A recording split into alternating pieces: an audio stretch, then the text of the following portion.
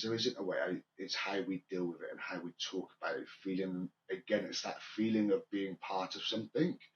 And I think that for me is super important. Life's not easy, guys, and this is the truth of it. Life's not easy, but we are able to look at ways forward. And again, the talking of things. Jeremy, you mentioned it. Just sometimes I don't know how I'm feeling. I don't know why I cry. I'm the same. There'll just be moments when I'm watching a TV program, and all of a sudden I'll burst into tears, or I'll have drips of tears. And I'm like, why are you crying? And I'm this hard looking, feeling, big guy, and I'm sat there emotionally drained.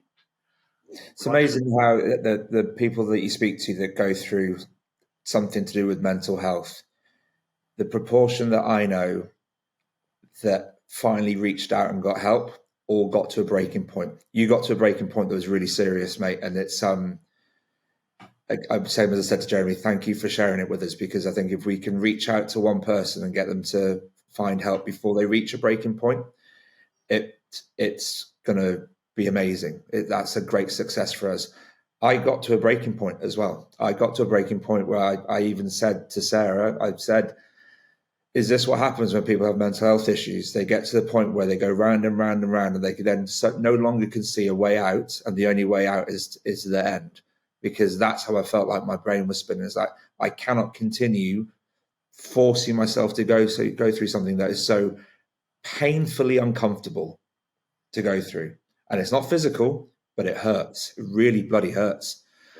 So if I can take one thing from this, if anybody listening to this or anybody watching this, if you feel like you're heading towards a breaking point, go and speak to someone now, whether that is a friend, a colleague, a family member, or a professional.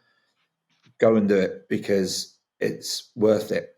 I promise you it's worth it. What is the help that is available out there, even after one or two initial sessions, you'll start to realize that there is more going on in life than what's going on in your head at this point in time.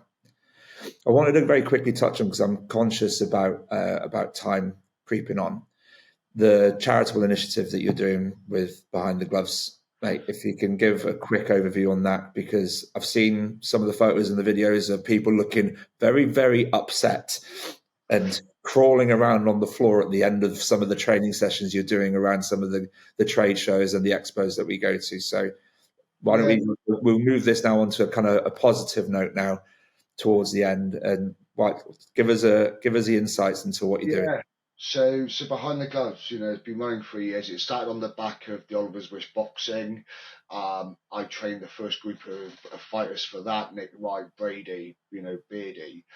And what I noticed when I was doing that is that actually their camaraderie, their engagement, their happiness increased through that physical exertion, that being part of something, but also being individual. So having that. So I started to run a couple of sessions per year through the expos, and the community has now grown.